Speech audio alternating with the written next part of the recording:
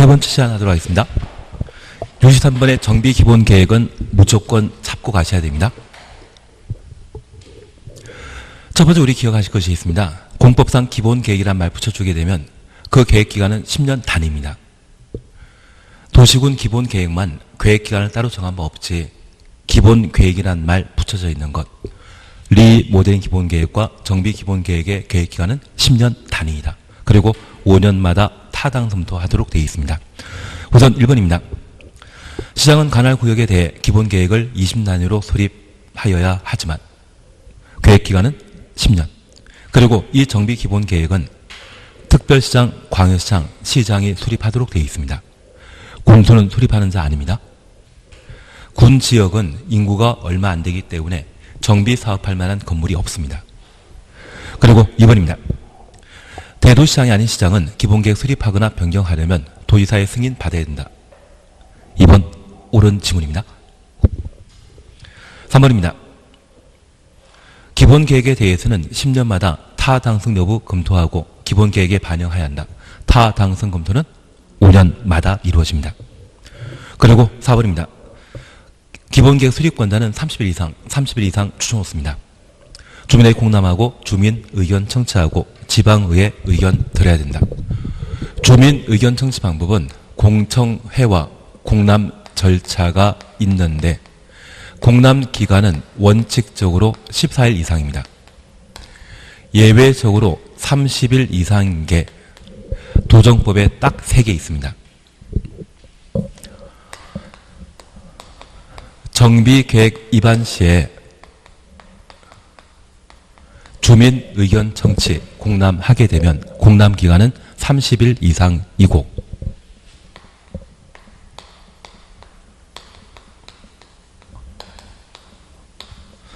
지정된 정비구역을 해제할 때 사업 미완성으로 해제할 때 공람 기간이 30일 이상입니다. 나중에 제가 다시 이야기 드리겠지만 이 정비구역 해제는 반드시 해제해야 되는 것과 해제할 수 있는 경우가 있습니다. 반드시 해제해야 되는 것은 오늘 문제를 함께 보시면서 풀어봤습니다. 특별히 우리가 기억하실 것은 재개발 사업이나 재건축 사업과 관련되어 2단계 정비사업 시행하는 자를 시행자라 하고 그 사업 시행자는 반드시 사업시행계획 인가 받아야 되거든요. 정비구역 지정 고시되고 시행자인 조합을 만들기 위해서는 추진위원회를 구성하도록 되어 있습니다. 그리고 추진위원회가 일정한 토지 등의 소유자 동의받아 조합을 설립하고 시행자인 조합이 사업시행계획을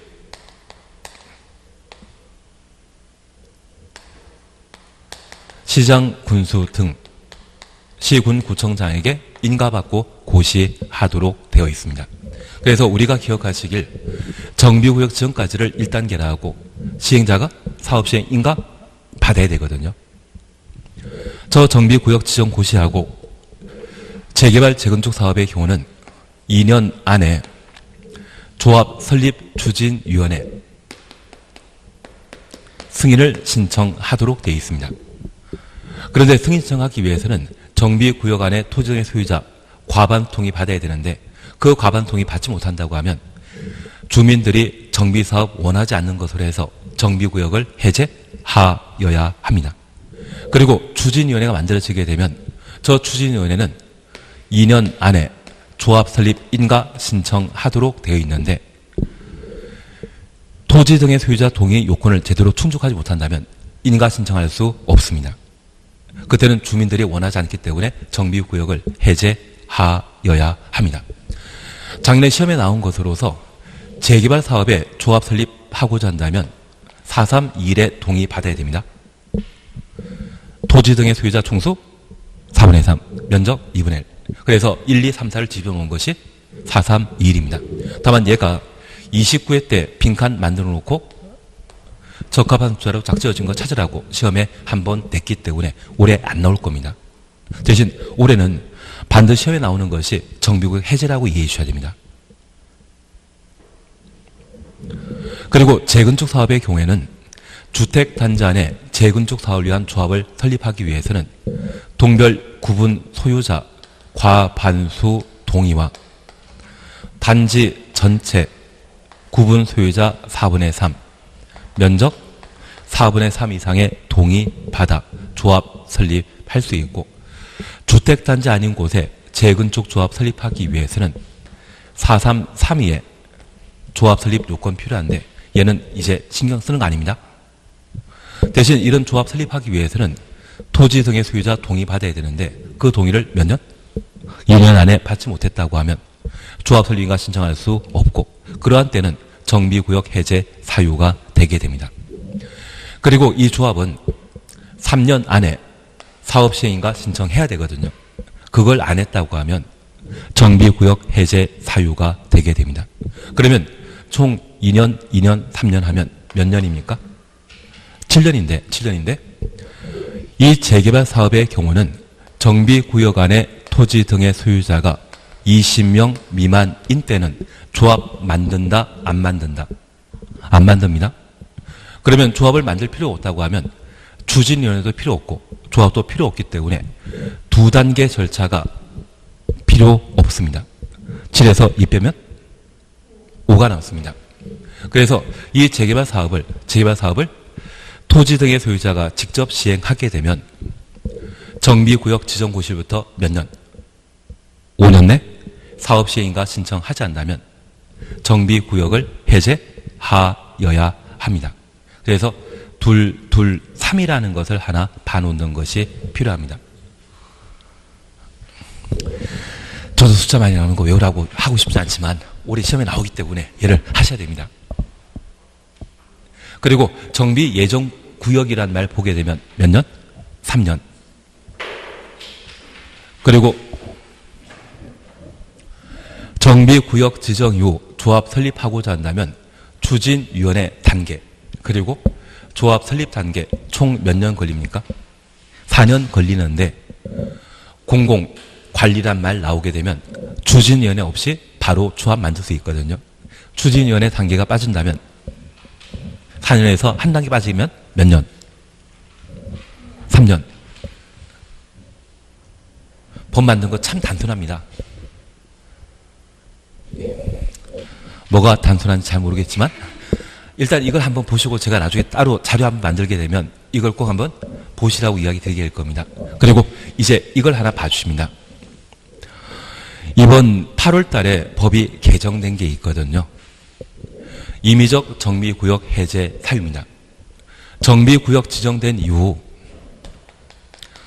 추진위원회 만들어지기 전에 정비구역 안에 토지의 소유자가 정비사업을 원하지 않는다면 30% 이상이 동의하여 정비구역 해제 요청하면 특광지구는 정비구역 해제할 수 있습니다. 그런데 추진위원회 만들어진 이후 또는 조합이 만들어진 이후에 정비구역 안에 토지 등의 소유자 과반수 동의 얻어 해제 요청하게 되면 정비구역 해제할 수 있습니다. 이게 이번에 개정된 것이거든요. 그래서 제가 부탁드릴 것은 정비구역 지정되었지만 추진위원회가 아예 만들어지지 않았다면 작은 동의 요건인 30%가 원하면 정비구역 해제할 수 있고, 추진위원회가 만들어지거나 조합이 설립된 이후에 정비사업을 원하지 않는다고 하면 얼마? 과반수 동의 얻으면 정비구역 해제할 수 있다. 그래서 이 두 가지는 임의적 정비구역 해제 사유라는 것을 구분해 놓습니다. 그래서 제가 아마 시험에 내게 되면 다음 중 정비구역 해제할 수 있는 것 이 두 개, 추진위원회 전이라면 30% 동의 나오고 조합 설립 추진위원회 만들어진 이유라면 얼마? 과반수. 그리고 아마 나중에 제가 보여드릴 게 과도한 부담이 된다. 정비사 불가능하다. 이 두 가지를 하나 집어넣고 임의적 해제 사유를 시험에 내게 될 겁니다. 대신 앞서 보셨던 2년, 2년, 3년, 5년 이 말 보게 되면 정비구역 해제할 수 있다. 해제해야 한다.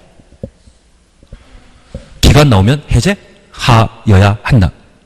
주민이 원한다. 동의받았다. 이 말 나오게 되면 해제할 수 있다.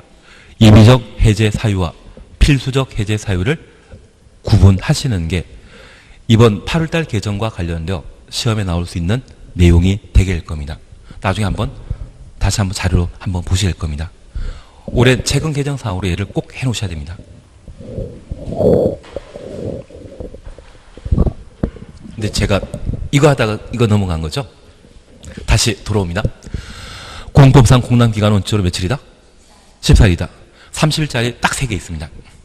정비 계획 위반할 때 주민 공람기간 30일 이상이고 정비구역 해제할 때 주민 공람기간은 30일 이상이며 관리 처분 계획 수립할 때 30일 이상의 주민 공람 절차를 거치도록 되어 있습니다. 이 세 가지만 공람기간 며칠이다? 30일. 그러면 우리 다시 하나 봐줄 게 있습니다. 정비 기본계획 수립 시에 공람 절차 거치는데 그때 공람기간 며칠? 이 세 개에 해당되지 않기 때문에 기본계획 수립할 때는 14일. 정비계획 위반, 정비구역 해제, 관리처분계획 이 세 개 수립만 공람기간은 30일 이상이 되게 됩니다. 그리고 5번입니다. 기본계획 작성 기준은 국토교통부 장관이 정하는 것이지 지도에서 정하는 거 아닙니다. 그래서 답을 2번으로 해주시면 됩니다. 64번입니다. 틀린 거 찾도록 되어 있습니다. 바로 5번 보십니다. 5번 보십니다. 지방자치단체는 해당 지역을 지구 단위 계획으로 관리하여야 하고 준공 인가 등에 따라 정비구역 해제는 조합 존속에 영향 주어 조합이 해산된 것으로 본다. 정비구역이 해제된다 할지라도 조합은 계속 유지됩니다. 정비구역 해제된다 할지라도 조합은 없어진다. 계속 존속한다. 계속 존속한다. 그렇게 기억해 놓습니다. 제가 아는 분이 안양시의 재건축 조합 장이신데 분명 30년 전에 정비사 다 끝났거든요. 그런데 아직도 따박따박 500만 원씩 월급 받으십니다. 조합을 해산하지 않고 그냥 청산 절차를 미뤄두면서 조합 만들어 놓으시니 한 30년 넘게 매달 500만 원씩 월급 받으시거든요. 그래서 정비구역이 해제되었다고 조합이 없어지는 건 아닙니다. 청산에 관한 절차를 마칠 때까지는 조합은 계속 유지될 수 있습니다. 그래서 답을 5번으로 해놓습니다. 4번 잠깐 확인해 주십니다. 4번 찾으셨죠? 정비구역 지정은 준공인가 고시 있은 날, 다음 날 추정했습니다. 해제된 것으로 본다. 4번 관리처분계획 추정했습니다. 수립하는 경우는 이전 고시 있은 다음 날 해제된 것으로 본다. 잠깐 이해하실 것이 있습니다. 나는 정비사업과 관련된 사업 시행 방식 잘한다? 모른다? 모른다. 작년 시험에 나왔기 때문에 그래도 하나 꼭 해주실 것이 재건축 사업과 관련되어서는 관리처분 계획으로 오피텔 포함해서 건설할 수 있거든요. 재건축 사업은 오피텔 포함하여 건설할 수 있다. 그렇게 기억해 주시는데 모른다고 하니까 저도 더 만약 관리처분 계획 방식으로 정비사업 하게 되면 관리처분 계획 인가받은 이후 기존 건물 철거할 수 있고요. 그리고 새 아파트 개발 사업이 모두 완료되게 되면 공사 완료 고시하고 측량 절차 거치고 분할하고 통지하고 소유권 이전 고시하도록 되어 있습니다. 그래서 제가 부탁드릴 것은 관리처분 계획 방식으로 정비사업 하게 되면 뭐가 나온다? 이전 고시하도록 되어 있거든요. 저 이전 고시 다음 날 정비구역 지정은 해제된 것으로 의제하게 됩니다. 그런데 제가 부탁드리는 것은 재개발 사업이나 주거 환경 개선 사업의 경우에는 관리 처분 계획 또는 환지 방식으로 개발 사업을 할 수 있습니다. 그리고 주거 환경 개선 사업의 경우에도 환지 방식으로 사업할 수 있거든요. 도시개발 사업할 때 환지 방식은 도시개발 사업이 완료되는 것이 환지 처분 공고 다음 날 도시개발구역 해제되게 되는데 이 도정법에서는 관리 처분 계획일 때는 언제? 이전 고시 다음 날 해제되지만 관리 처분 계획을 제외한 다른 사업 시행 방식일 때는 방금 보셨는데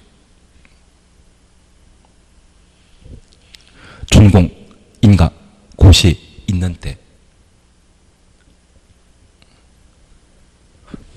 그래서 개발법에서 분명 환지분 공고 다음날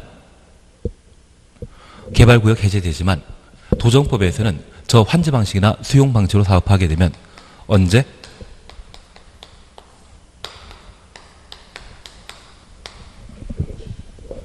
준공, 인가, 고시 다음날.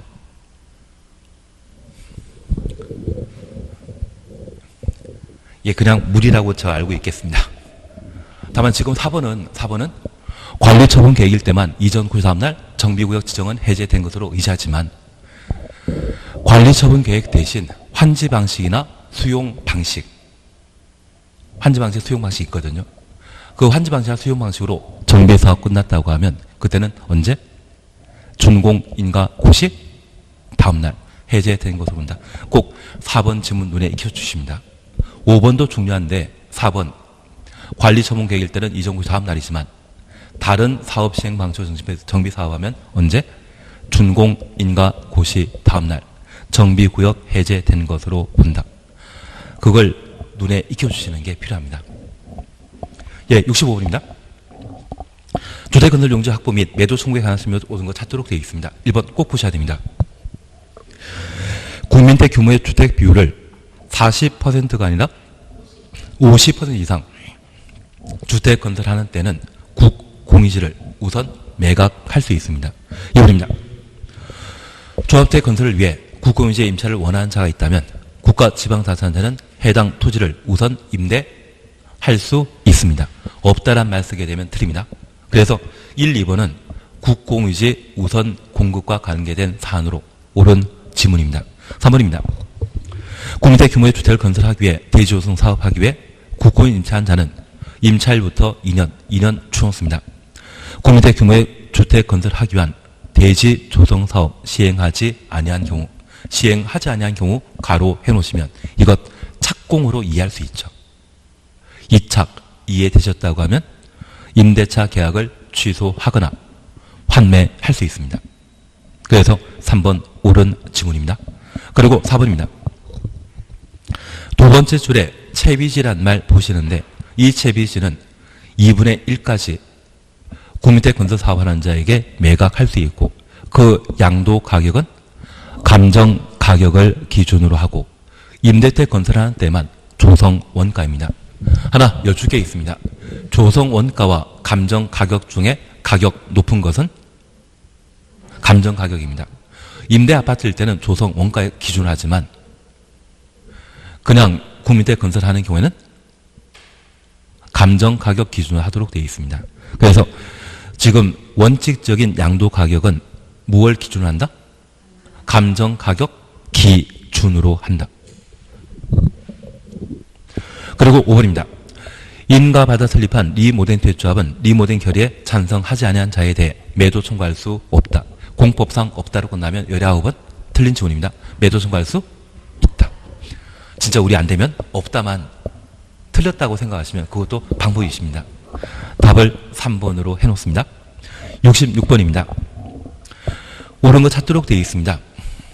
답 4번인데 준주택 종류에 해당되는 것, 오노닥이라는 말 기억나시면 됩니다.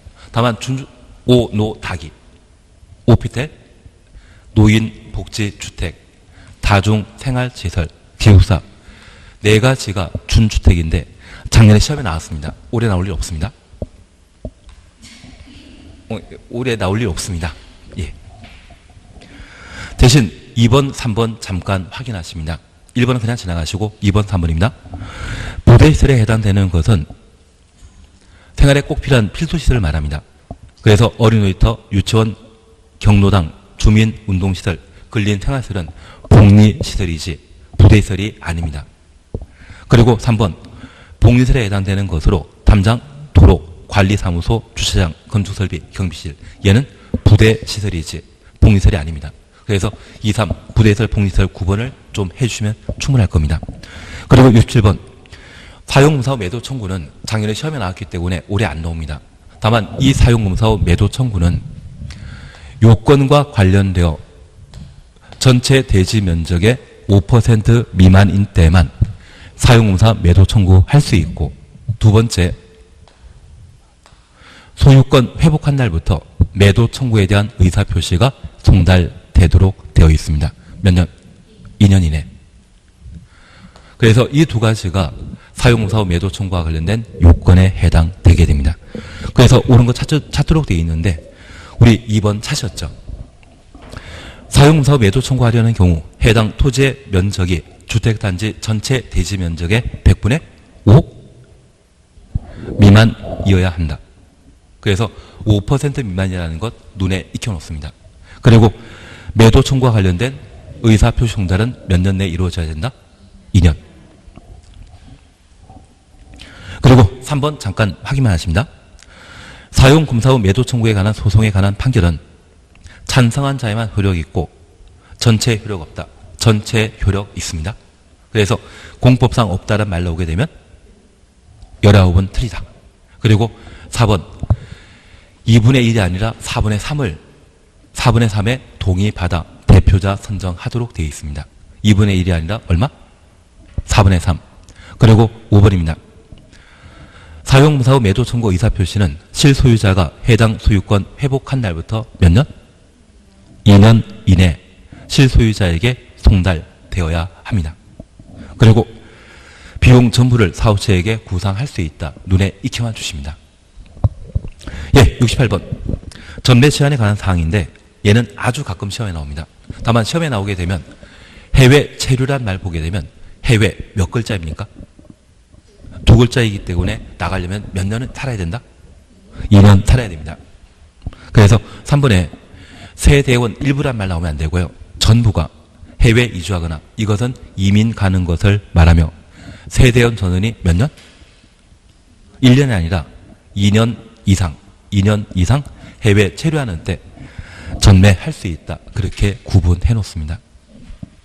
근데 이게 시험거리가 아니라 다른 게 시험거리입니다. 그건 문제 안 나왔으니까 그냥 일단은 건너뛰겠습니다. 근데 이건 기본적으로 한 5년에 한 번 시험에 나오기 때문에 해외 이야기 나오면 세대원 전부가 해외 2년 이상 체류하는 때 전매할 수 있다. 그것 하나 기억해 주시고, 그리고 배우자 이야기 나오면 일부 증여란 말 기억하셔야 됩니다. 배우자 이야기 나오면 일부 증여란 말 기억해 주시는데 우리가 세법 공부하시면서 부부 간에 세금 안 내고 증여할 수 있는 금액은 얼마까지? 6억입니까? 9억입니까? 6억. 그리고 자녀분에게 세금 내지 않고 증여할 수 있는 금액은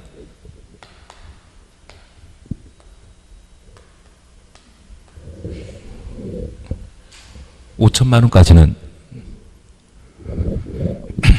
지금 공포 시간이기 때문에 해법은 더 이상 안 하도록 하겠습니다. 다만 제가 부탁드릴 것은 배우자에게 일부 증여하는 경우라면 사업체 동의받아 증여할 수 있다.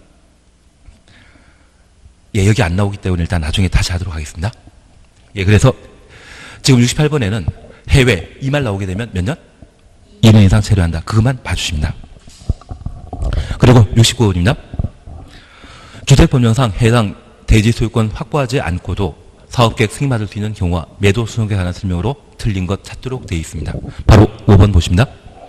매도 청구하기 전에 해당 대지 소유자와 3개월 이상 협의할 것. 공법에서 사전 협의가는 3개월이고 민법에서 사전 협의가는 2개월입니다. 그래서 1개월 이상 협의하는 것이 아니라 3개월 이상. 70번입니다. 주택조합 매번 나옵니다. 주택조합 매년 나옵니다. 무조건 하셔야 됩니다. 5번입니다. 지역주택조합 설립인가 받기 위해 조합원을 모집하려는 자는 시군 구청장에게 신고하고 공개 모집 방법으로 조합원 모집해야 한다. 공개 모집 이후 조합원 추천없습니다. 사망 등으로 결혼 중원하거나 미단의 조합원을 재모집하는 때는 신고하지 아니하고 선착순의 방법으로 조합원 모집할 수 있다. 1번 맞습니다. 대신 우리가 꼭 기억하실 것은 조합 설립 인가 전에는 신고하고 공개 모집하지만 우리 조합원 추천 오셨죠. 조합원이라 불릴 수 있는 것은 조합 설립 전이가 조합 설립 인가 받은 이후이다. 인가 받은 이후에만 조합원이라 표현합니다. 인가 받은 이후에는 이미 인가 받았기 때문에 시군 구청장에게 따로 신고하지 않고 선착순의 방법으로 조합원 모집할 수 있다는 것 확인해 놓습니다. 그리고 2번입니다. 지역주택조합 조합원은 조합규약이 정하는 바에 따라 조합에 탈퇴 의사 알리고 탈퇴할 수 있다. 탈퇴 가능합니다. 그리고 3번입니다. 탈퇴한 조합원은 비용 환급 청구할 수 있습니다. 그리고 4번입니다. 주택 마련하기 위해 지역주택조합 설립 인가 받으려는 자는 주택건설 대지의 50%입니까? 80%입니까? 80%의 토지 사용권 확보한 때 조합 설립 인가 받을 수 있습니다. 그래서 답을 4번으로. 그리고 5번 그냥 한번 봐놓습니다. 다만 우리 이걸 꼭 기억해 놓습니다.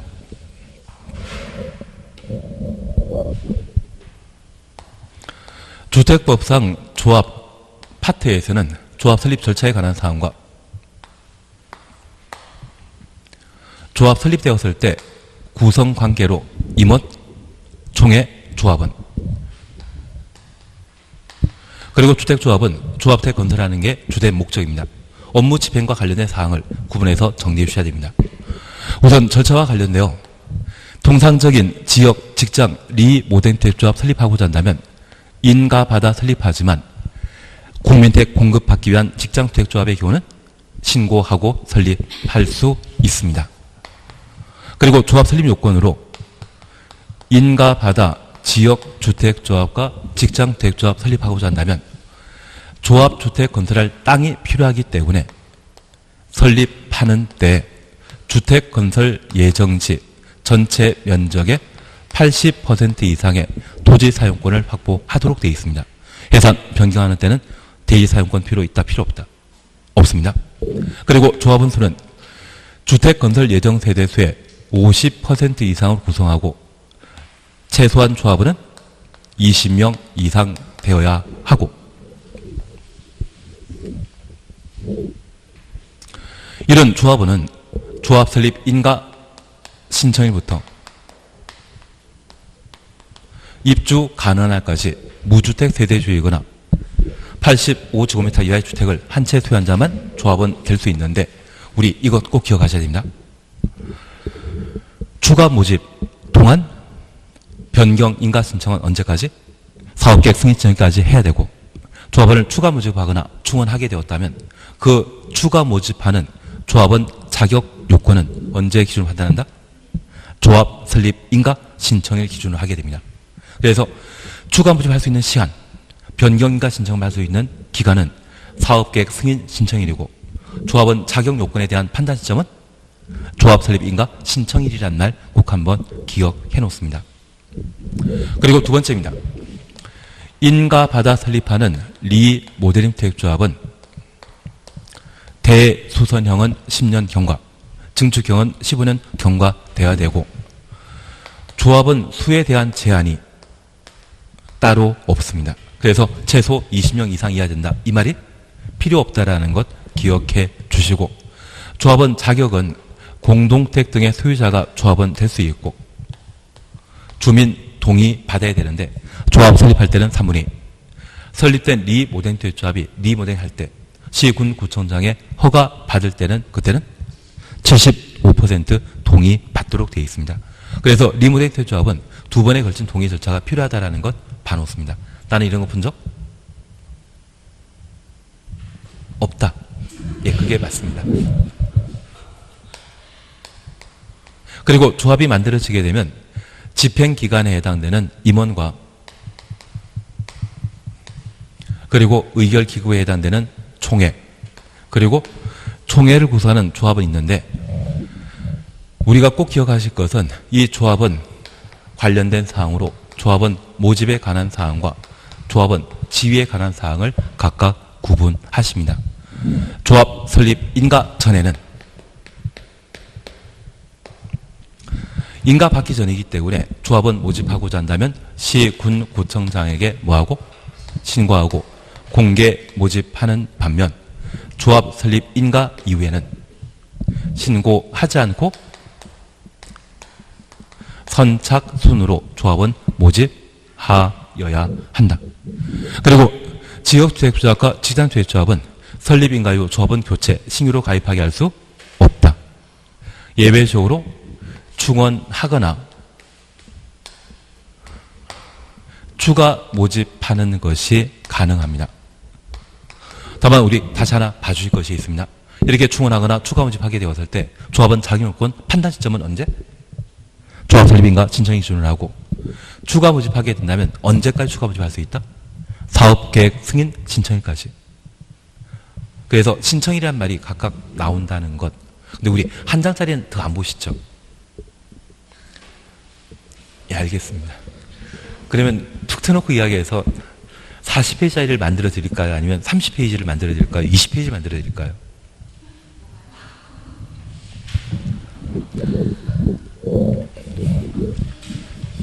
근데 20페이지가 제일, 예.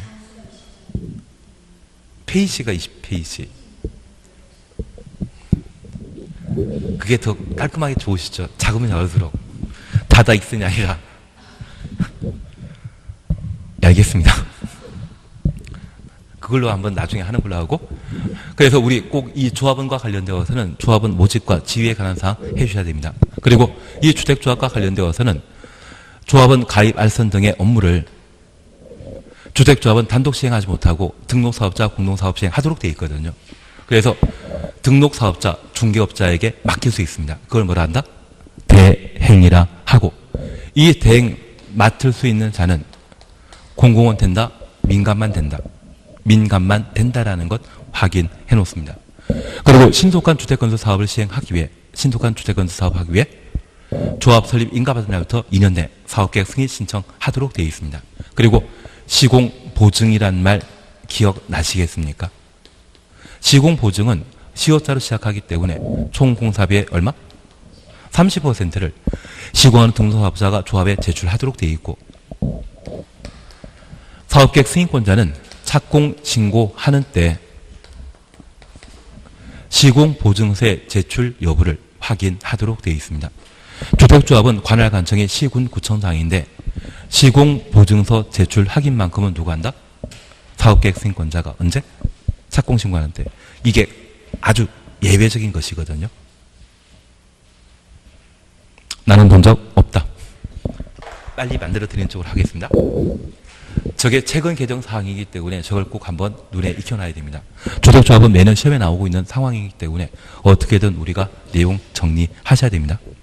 그래서 70번은 답을 4번으로. 우리 이거 보셨습니다. 조합 설립인가 받고자 한다면 주택건설 예정제 얼마? 80% 이상의 토지 사용권 확보한 때 조합 설립인가 받을 수 있다. 그 말 기억하시면서 답을 4번을 해놓습니다. 71번입니다. 사용공사에 관한 설명으로 틀린 거 찾도록 되어 있습니다. 답 1번입니다. 사용공사 기간은 15일. 건축법상 사용승인 처리 기간은 7일이지만 주택법은 15일. 건축법에서는 건물 한 동에 대한 사용 승인하기 때문에 7일이면 충분하지만 아파트 단지에 건물 많지 않습니까? 그래서 그때는 며칠? 15일이 되게 됩니다. 그리고 2번 크게 문제 없습니다. 그리고 3번 필요 없고 4번 필요 없고 5번은 잠깐 이것만 보십니다. 공동택이 동별로 공사 완료되고 임시사용 승인 인청 있는 때 동별 임시사용할 수 있습니다. 그리고 추가적으로 세대별 임시사용 승인할 수 있습니다. 세대별 추놓습니다. 가끔 우리 아파트 건설 사업 다 완료되었는데 주민 입주하기 전에 구경하는 집이라 해서 한 세대만 미리 도배 장판하는 경우 있지 않습니까? 그런 경우는 공동택으로 세대별 임시사용 승인받아 사용 중인 겁니다.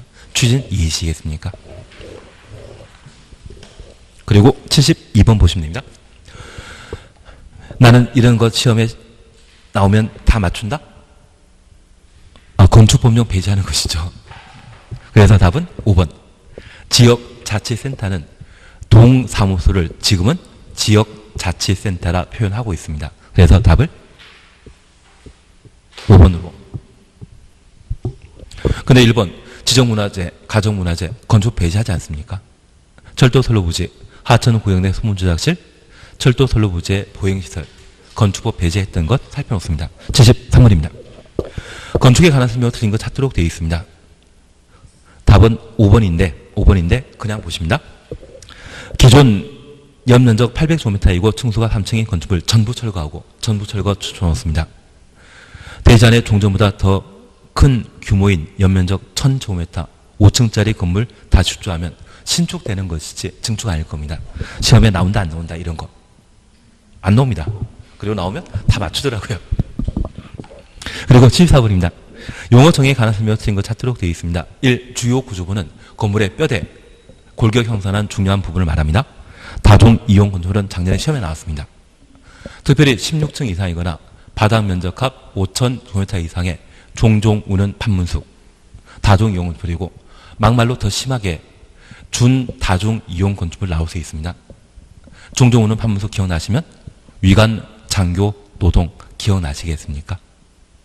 바닥 면적합 1000제곱미터 이상은 모두 준다중 이용 건축물입니다. 그러면 하나 여쭙 게 있습니다. 위락설, 우리 버닝썬이라고 하는 곳이 위락설이거든요.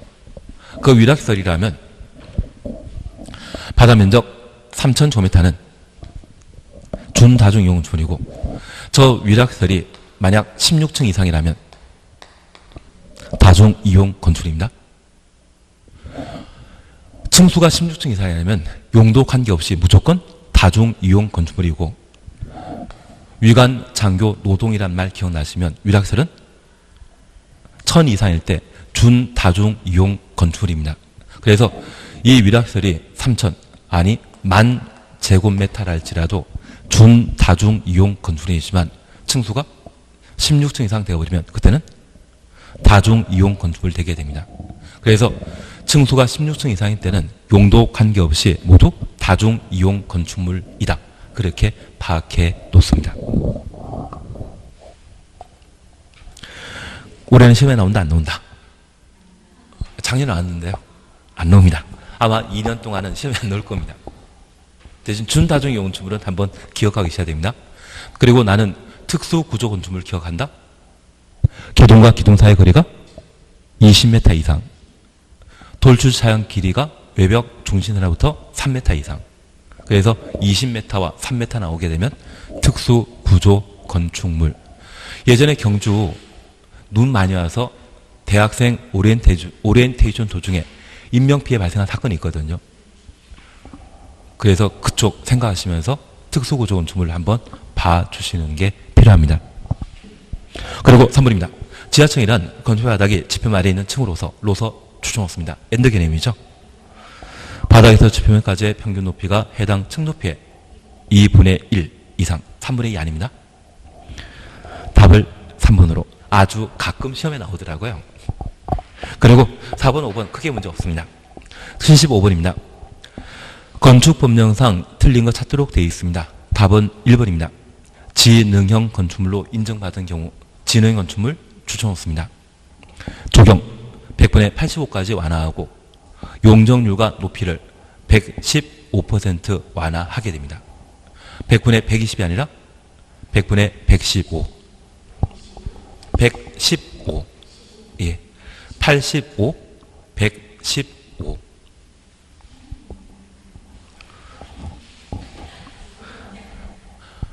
이거 너무 고생하지만 이거는 거의 안 나옵니다.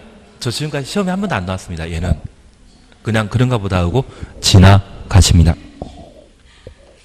그리고 이번 좋은 이야기지만 우리 이것만 잠깐 기억합니다. 나는 자수지 삼천 기억난다? 자수 삼천. 도의사 승인. 도의사 승인과 관련되어 자연환경 수질 보호를 목적으로 3층 이상이거나 연면적 1000제곱미터 이상의 공동주택, 위락시설, 숙박시설, 일반 음식점, 일반 업무시설을 건축 허가하고자 한다면 도지사가 지정한 공고한 구역에는 도의사의 승인 받아야 된다.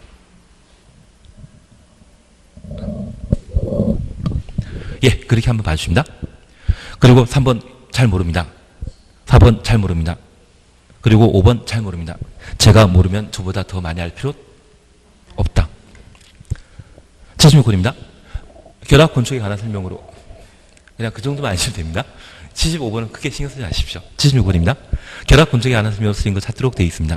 여기 결합 건축은 로봇 탑재하는 거 보신 적 있습니까? 독수리 오형제. 그래서 엉뚱하게 크게 건물 만들어지는 것. 그래서 상업지역의 대지에 원래 5층짜리 건물 건축할 수 있는데 남의 땅에 용적을 빌려와서 10층짜리 건물 건축하는 것이 있다면 그게 결합 건축물입니다. 그럼 결합 건축은 용적률 빌린다는 것만 기억해 놓습니다. 1번입니다. 결합 건축 대상 지역의 대지 간의 최단 직선거리가 100m 이내 추정했습니다.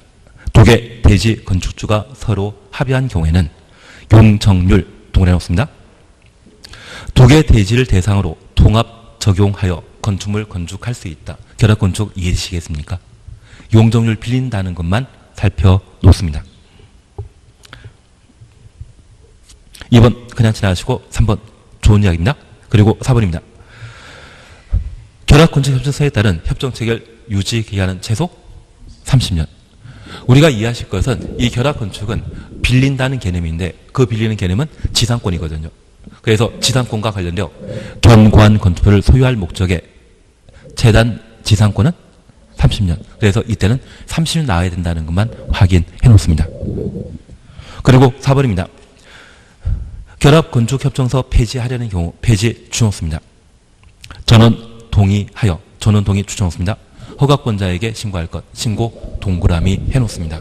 그러면 하나 이해하실 것이 있습니다. 원래 이 땅에는 5층짜리 건물 건축하는데 남의 땅 용적을 빌려서 10층짜리 건물 건축해놨습니다. 그런데 이 남의 땅이 30년 자기 땅에도 5층짜리 건물 건축하겠다고 하거든요. 10층 건물 건축된 상태에서 이 땅에 5층짜리 건물 건축한다 못한다? 못합니다. 이거 철거해야 되죠. 철거하고자 한다면 시공구청장이 뭐한다? 신고해야 되지 않습니까? 멸신고도 기억나고 철거신고도 기억난다고 하면 그래서 이 결합건축 폐지하고자 한다면 전원 동의 얻어 허가권자에 뭐 해야 된다? 신고하여야 한다. 그렇게만 구분해 놓습니다. 근데 나는 건축협정이란 말과 결합건축이란 말 기억하고 있다?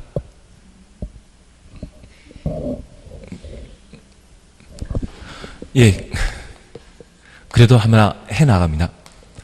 여기 건축협정은 체결하고자 하는 때 지구 단위 계획 구역 안에 개발사업 예정되어 있는 곳에 토지 소유자 전원 합의로 건축협정 체결하게 되면 건축협정 인가권자인 시도지사, 시군구청장에게 인가받아 건축협정 체결하도록 되어 있습니다. 그리고 이 건축협정을 폐지하고자 하면 특례 적용하여 착공 신고한 때부터 20년 지난 때에 건축협정 폐지할 수 있고 이렇게 폐지하고자 한다면 협정 체결자 과반수 동의받아 인가권자에게 인가받도록 되어 있습니다. 여기 건축협정은 함께 건축하고 함께 공사 끝내자 그런 개념으로 이해해 주시는데 반면 결합 건축의 경우에는 원래 내 땅에 좀 더 큰 건물 건축하는 것이 결합 건축이 되게 됩니다. 체결하고자 한다고 하면 두 개 대지 소유자 전원 합의로 허가권자에게 건축 허가 받음으로써 체결할 수 있습니다. 하나 이해하실 것은 원래 내 땅에 5층짜리 만들었는데 남의 땅 용도를 빌려 10층짜리 만들었다고 하면 이 10층짜리 건물은 그냥 마음대로 건축한다. 건축 허가 받아야 된다. 건축 허가 받아야 됩니다. 그래서 체결 시에는 누구에게? 허가권자의 무엇? 건축 허가 받는 겁니다. 반면 폐지하고자 한다면 지상권 개념으로서 저 사용성이 있은 날부터 몇 년 지나야 된다? 30년 지나야 됩니다. 그리고 저 폐지하고자 한다면 과반송이 아니라 전원 합의하고 허가권자에게 기존 건물 없애야만 새로 건물 만들 수 있거든요. 그래서 허가권자에게 철거, 멸실 신고라는 개념 기억나신다면 이때는 뭐하고? 신고하고 폐지할 수 있습니다. 그래서 제가 부탁드리는 것은 체결하는 때는 협정이건 결합이건 모두 전원 동의해야 되고 협정에 있어서는 인가권자에게 인가받는 반면 결합 건축에 있어서는 10층짜리 건물 건축하기 위해서는 건축 허가가 되죠. 건축과는 누가 관할 관청이 왔습니까? 허가권자. 그리고 폐지하는 때는 협정 시에는 20년 지나야 되고 결합 건축 시에는 몇 년 지나야 된다? 30년 지나야 되는데 이 결합 건축과 관련되어서는 전원 합의로 허가권자에게 뭐하고? 신고하고 폐지할 수 있다. 대신 건축협정 폐지 시에는 과반 동의받으면 인가권자에게 인가받아 폐지할 수 있다. 차이점을 조금만 구분해 놓으십니다. 근데 이것보다 시험에 나오는 것은 올해 이행강제금일 겁니다. 이행강제금. 가중이 100분의 100 가중한다는 거 기억나시고 연면적 85에서 60제곱미터 이하의 주거용 건축물은 이행강제금을 2분의 1까지 감경할 수 있다. 예, 나중에 천천히 하십니다. 천천히 하는 걸로 하겠습니다. 올해 이행강제금을 더 보셔야 됩니다. 이행강제금을. 71번입니다. 건설의 용도와 종류에 관한 설명으로 바르게 연결된 것 찾도록 되어 있습니다. 답은 2번입니다. 일반 음점은 2종 근린 생활설이죠. 휴게 음점은 바다 면적합 300 미만일 때는 1종, 300 이상일 때는 2종. 휴게 음점과 일반 음점 꼭 구분해 주셔야 됩니다. 우선 1번 동물병원 찾으셨죠. 동물은 내 가족과 같다 그 생각하실 수 있지만 애완견은 내 가족과 같다 생각할 수 있지만 이 동물병원은 2종 근린 생활설입니다. 그리고 3번 노래연습장이나 안마실소 이 말 나오게 되면 얘들은 2종 근린 생활설이지 위락설 아닙니다. 노래 연습장과 안마실소는 위락시설이 아니라 2종 근린 생활설입니다. 대신 우리 안마원이라는 말 기억납니까? 끝에 원자로 건너면 죄다 1종. 대신 4번에 동물원, 식물원 원자로 건넌다고 얘 1종 아닙니다. 얘는 문화치배설입니다.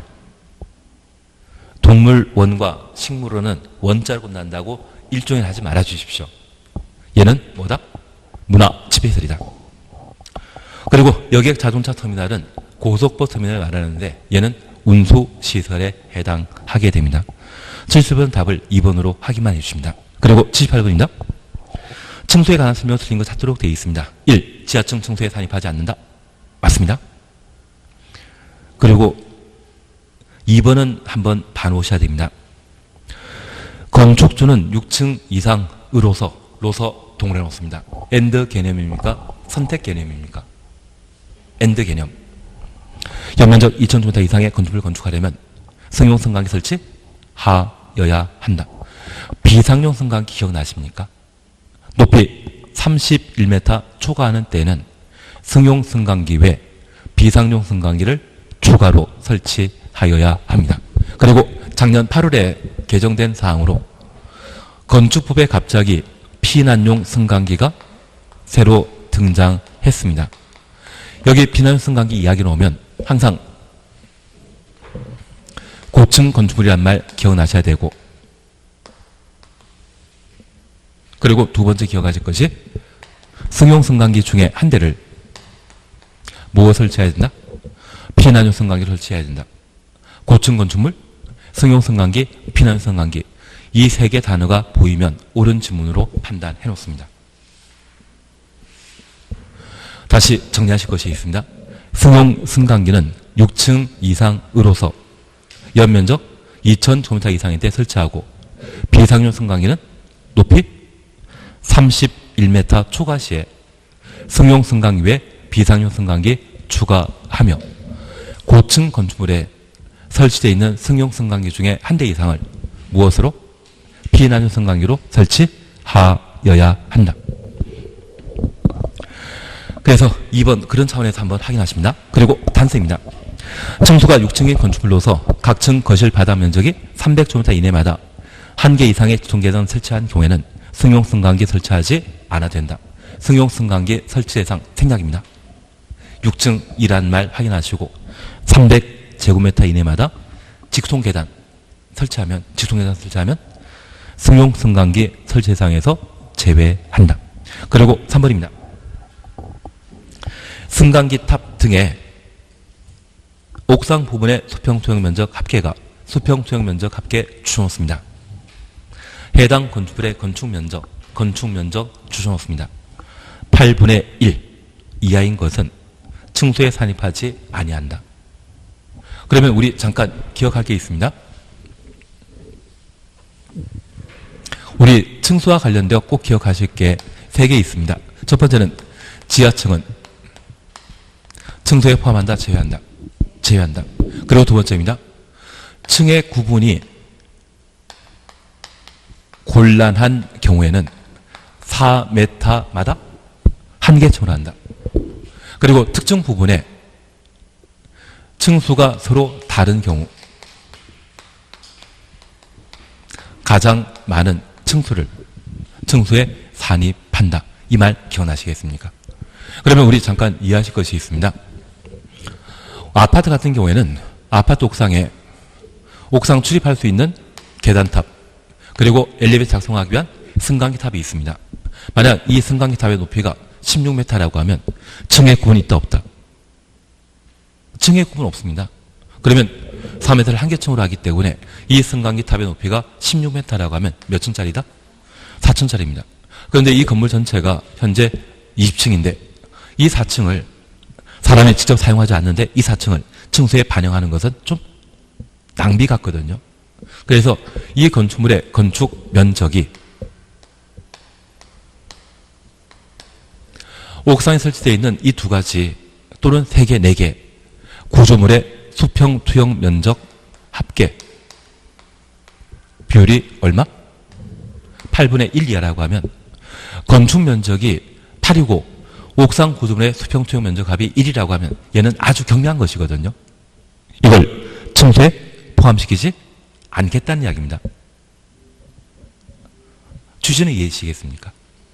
취지만 이해하면 되지 시험에 나온다 안 나온다? 안 나온다. 우리 층수와 관련되어서는 이 세 가지만 기억하는 겁니다. 지하층은 층수에 포함한다, 배제한다. 배제. 두 번째, 층의 구분이 없다면 몇 메타를? 4m를 한 개 층으로 한다. 특정 부분의 층수가 서로 다르다면 가장 많은 층수를 층수에 산입한다. 그리고 4번입니다. 층의 구분이 명확하지 않은 건축물에 있어서는 그 건축물 높이 4m마다 하나의 층으로 산정한다. 어차피 시험에 정답 나올 것만 잘 알고 있으면 그것만 가지고도 답 찾을 수 있거든요. 그리고 5번입니다.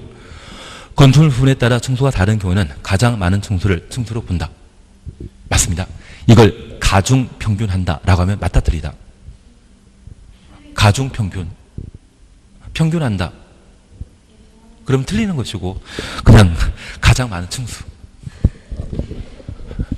그래서 이 부분에 전면부는 한 층으로 보이는데 후면부가 3개층 나뉘어 있다고 하면 이것 1 더하기 3에서 둘로 나누면 그게 가중평균이거든요.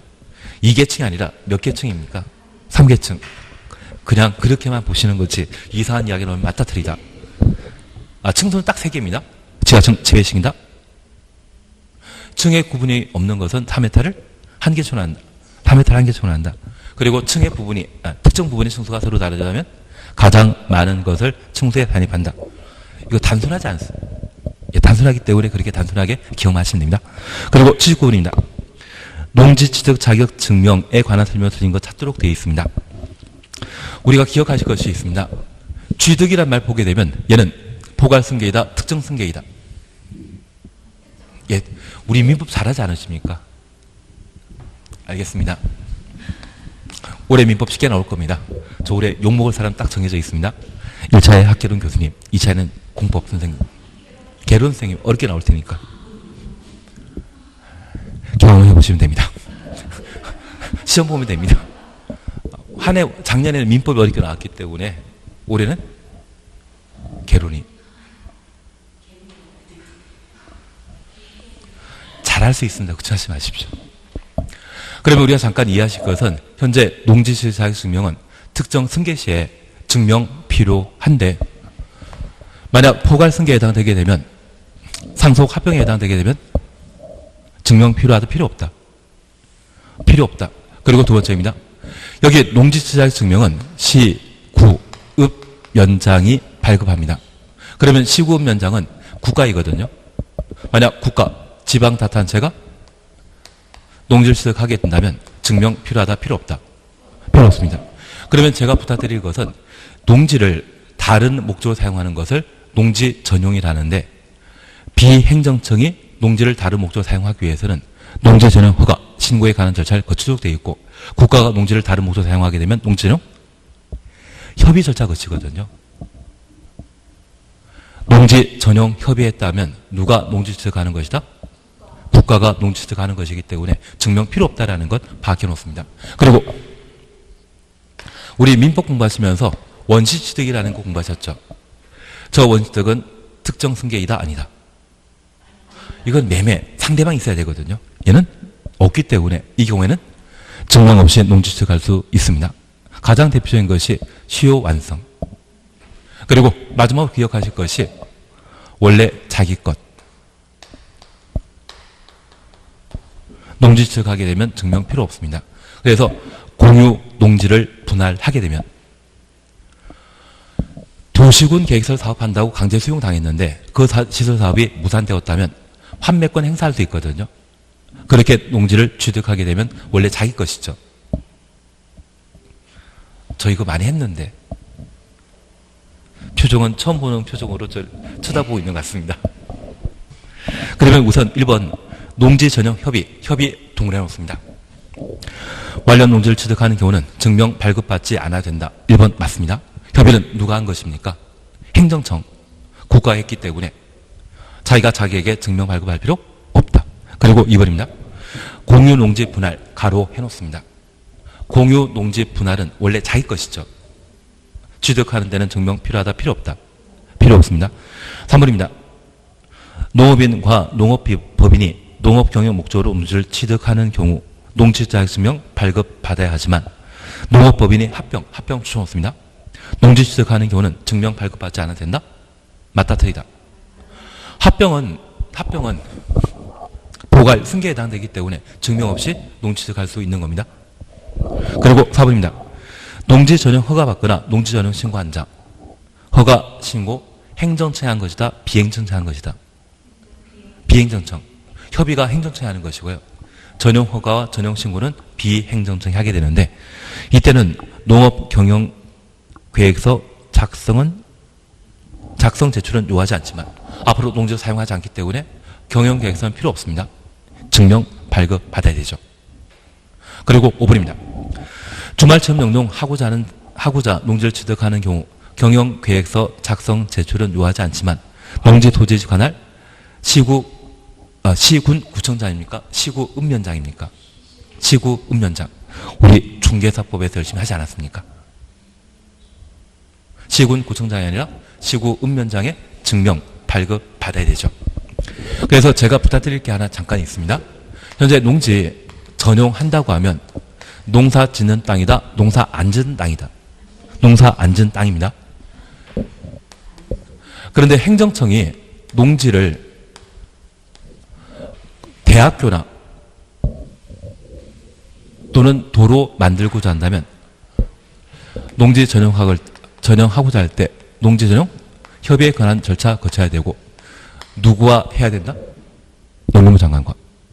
그리고 행정청 아닌 자가 농지 전용하는 때는 허가 받거나 신고하고 농지 전용할 수 있습니다.